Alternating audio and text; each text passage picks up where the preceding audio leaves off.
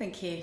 I'm going to share 3 episodes in my life, 2 professional and 1 personal, that have shaped my journey.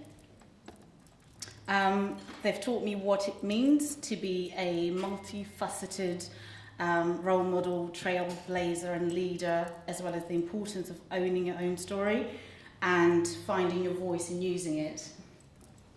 So this first example taught me what it means to be an authentic role model, trailblazer and a leader in a male-dominated industry.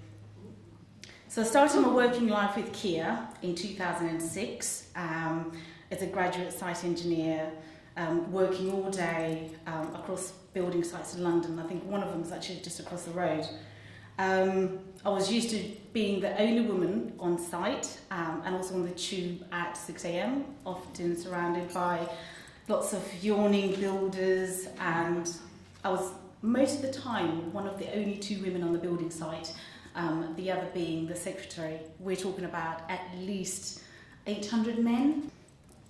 So during this time I applied and was successfully selected as one of Dr. Jean Venable's future leaders when she became the first female president of the Institution of Civil Engineers.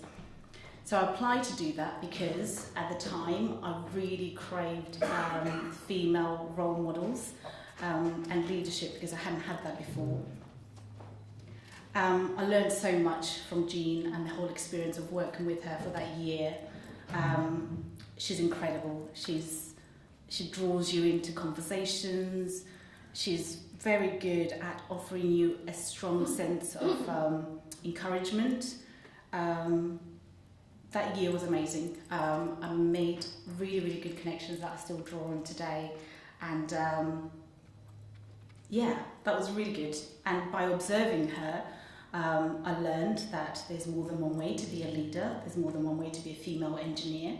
Her journey had taken her from a sort of professional to then academia to accommodate family life and lots of other things that she did before setting up her own business. So you just learn from other people that there is more than one way of doing it. So the second episode is a rather personal one, from which I learned the importance of owning my own story, and that was through grief. I think the story will be familiar with anybody who's ever faced adversity, whether it be battling cancer, losing a job, or maybe perhaps go through a tough divorce. It's been nearly 2 years since I tragically lost my husband suddenly to an aneurysm. He was 34 and we'd only just been married for 3 months. I cannot begin to tell you what that loss, it absolutely devastated me. Grief is hard work, really. I do triathlons, but that was physically the hardest thing I'd ever gone through. Nobody tells you that. I wasn't at all familiar with the depth and effects of all of that and how we deal with it. So, with the help of a really good bereavement therapist, good friends and family, Mandy over there, and strangers, the kindness of strangers, slowly rebuilt my life.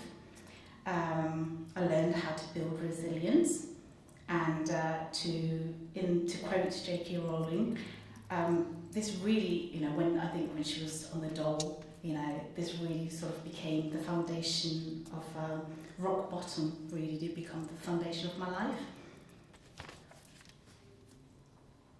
I learned that the world is really, really kind. I had a new soft spot for the homeless, because I would often hear somebody say, "Don't worry, don't cry," as I was walking through the streets of London, because somebody, they'd seen me crying. They noticed everything, and so that was a life lesson. And once in a while, I'll just give a tenner to a homeless person because I'm quite fond of them now. I've learned that it's really, really good to acknowledge and offer to do something for somebody who's going through a tough time.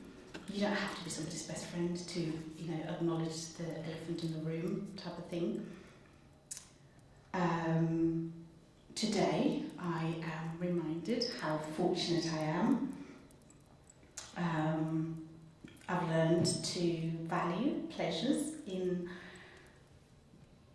small pleasures in a broader sense. I invest more time in people because I recognise and really appreciate that everyone has a story, and I'm much more empathetic as a person. Outside of work, I help other women. I am a member of a women-only cycling club in North London in Highgate, and we help build cycling confidence. And I really love the difference it makes when you take somebody for that gentle 65k ride on a Saturday. And you learn that you can give something back, and there is stuff that I can do for strangers and friends. And also organisations like KPMG. There's a lot of really good help and support for people out there. Lastly, I want to talk about a recent episode where I've learned about finding a voice and using it. So, as part of my post-traumatic growth, yes, it's a thing, I didn't know, I decided to run for the Institution of Civil Engineers Council seat.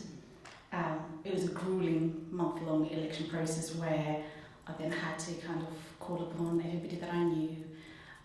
You learn to appreciate your networks and the people that you've connected with over the years.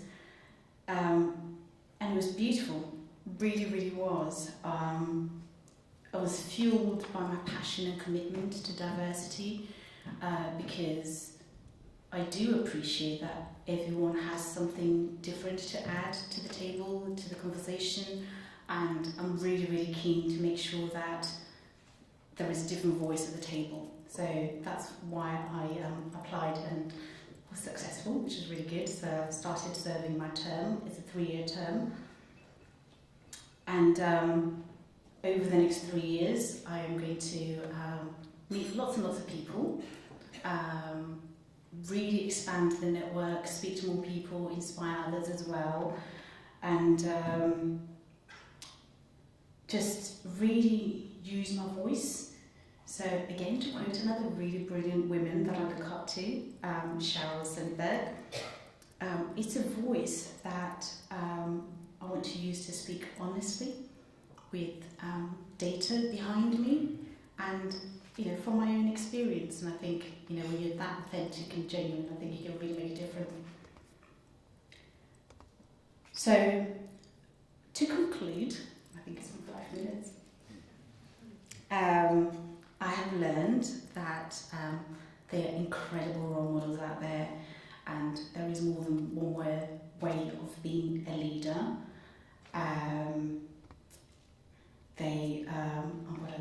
What else have I learned? Lots of role models who constantly show us how to be, how to adapt, and how to be how to contribute to society in the industry. And it's really important to own your own voice and speak up for the things that you're really passionate about. And own it, and genuinely defend the other people that can't defend themselves, the people in the workplace who can't speak for themselves because you kind of understand what they're going through. And use it. I mean, life really is beautiful, and grief isn't going to kill you. And if you can, give back. Use some of the experience that you've gone through to try and help others if you can. Not everybody can. It's a wonderful thing if you can give back. Thank you.